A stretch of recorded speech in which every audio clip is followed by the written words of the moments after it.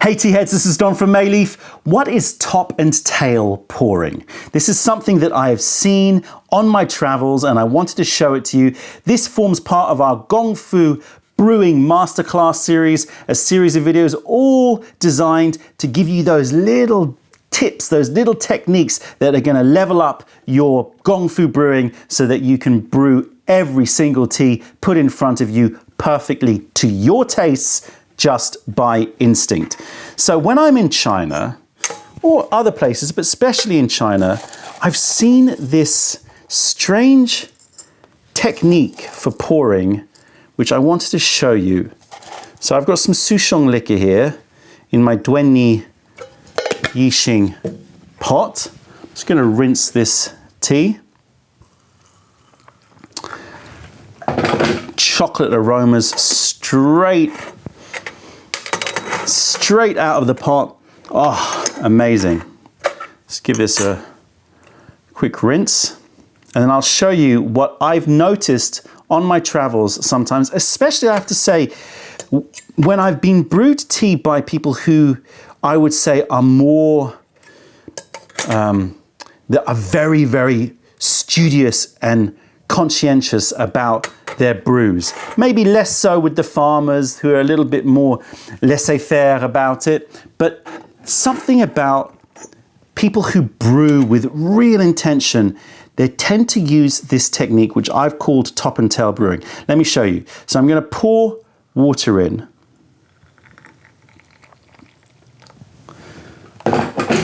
Nothing surprising there. Gong Dao gets ready. And then what I've seen people do is I'll show you.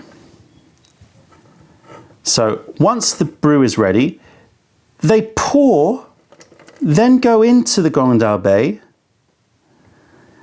and then before it reaches the end, they pour away. And I've seen this on many, many occasions when I've been brewed tea before, and I've always thought, what are they doing?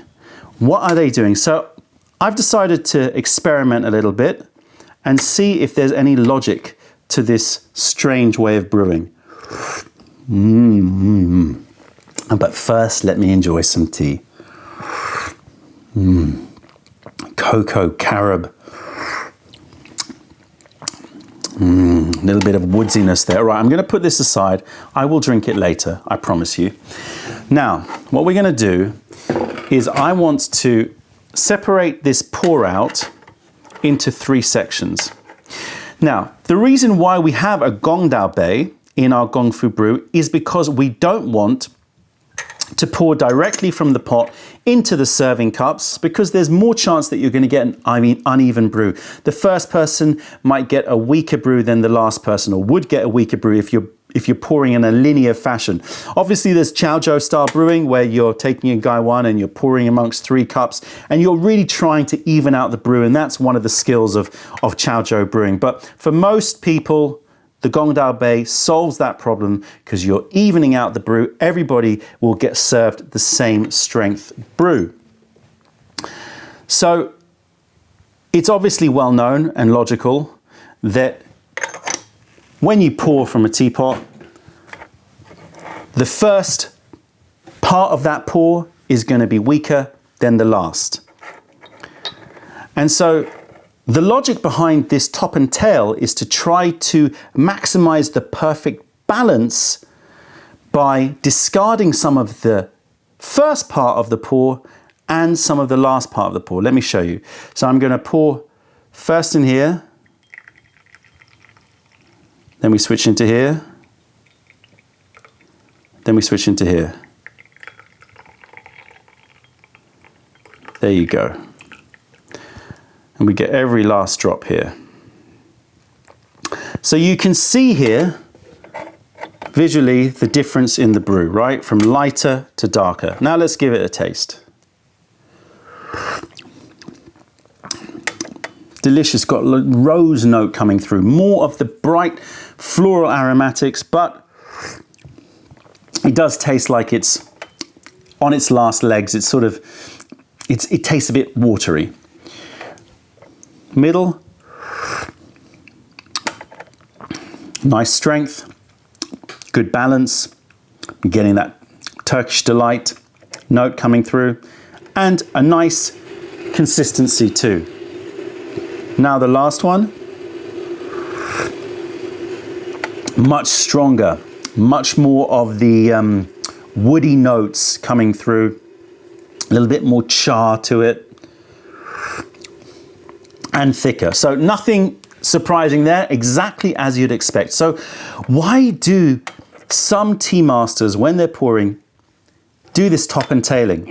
Well, I do ask, of course, when I'm being served in this way, and they all tend to say the same thing, that the first part of the brew that they pour away is, tea or water which is sitting near the spout. Or in the case of a Guy One, is that rim water, which is just round the top, round the lid. And they're saying that that is never going to be extracting enough of the tea, and they prefer to discard it. How much depends upon the pot, depends upon the Guy One, but they'll just pour, they tend to make it a movement. So they're pouring towards the Gong Fu, but they'll just lose a little bit on the way. Right? It looks like a messy pour because they're sort of losing a bit on the way, and then they go into the Gong Fu. So there's a general feeling amongst some brewers that the first part of your pour is always going to be something that you don't really want mixing in with your brew. So I get that, I can understand that. But what about why discard the last few drops or the last, few milliliters of tea? Well, the answer to that question seems to be for a couple of reasons, but basically based on the same idea, which is you don't want to extract too much of the viscous, thick, and potentially a little bit dusty part of the tea. If the leaves are broken in any way, or they have some fine particles in them, or in the case of cooked pu'er, where you always, because of the nature of that wet piling process, the leaves get broken down and you're getting a little bit more broken fine particle. You don't want that in the final brew. The other reason for discarding that last part of the pour is if you've got a slow pouring pot. Now this one is not too slow, but if you've got a pot which is just a little bit slow, maybe it's due to the filter, it may be because of the tea that you're brewing is just sort of blocking up the filter a little bit and you're getting a bit of a slow pour, then you are going to be wanting to throw away that last bit of brew because of the fact that it's going to be over extracting. So it's a way of controlling the final result by throwing away the tea which is too light and throwing away the tea which is potentially a bit viscous, a bit too over extracted, or potentially a little bit too dusty. So that is top and tail pouring. I have seen it multiple times on my travels.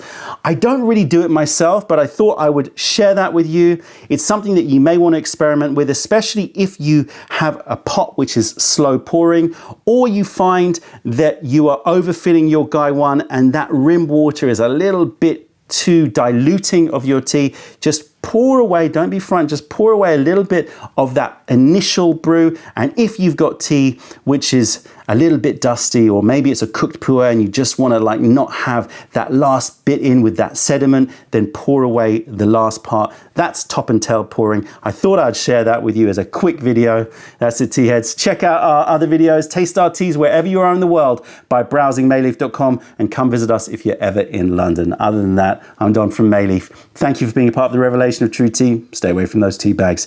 Keep drinking the good stuff and spread the word, because nobody deserves bad tea. Bye.